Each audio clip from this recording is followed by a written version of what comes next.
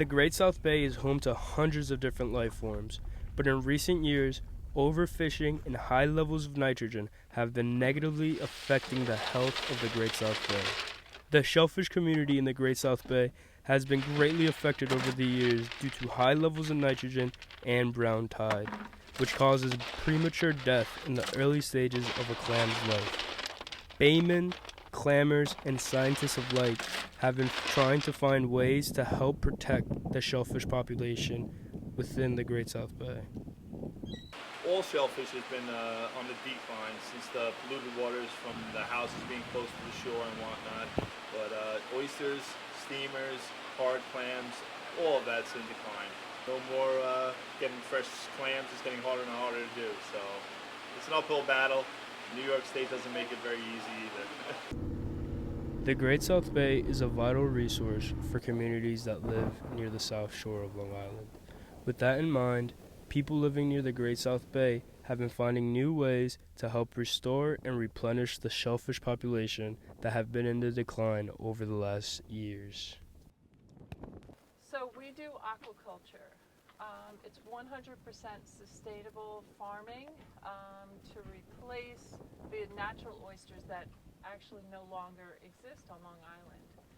So we bring them in from a hatchery after that vulnerable stage, and we grow them almost like a rancher would grow their cattle or something like that. They just filter the water, clean the water column, and eat what's in the water and grow and thrive there. The Great South Bay is a vital source for sea life and economic growth for people fishing along the Great South Bay. But less and less people are depending on the bounties of the bay.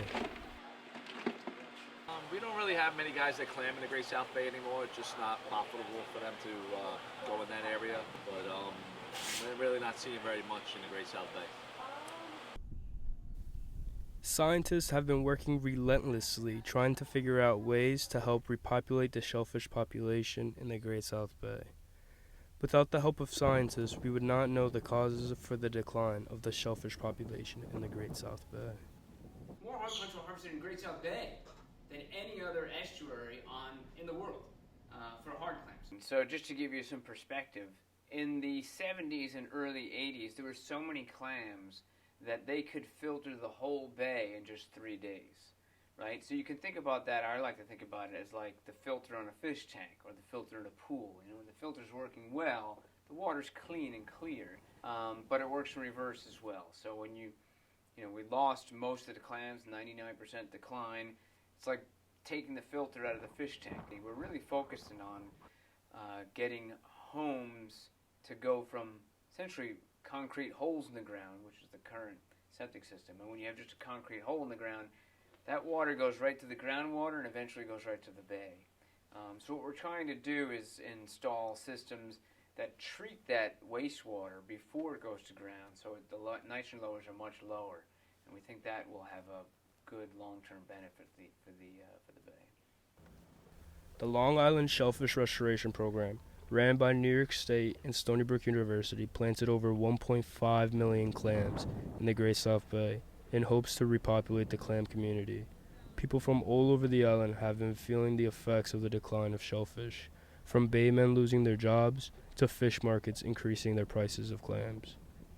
Restoring the shellfish population in the Great South Bay is vital for our beautiful island to stay healthy for future generations to come.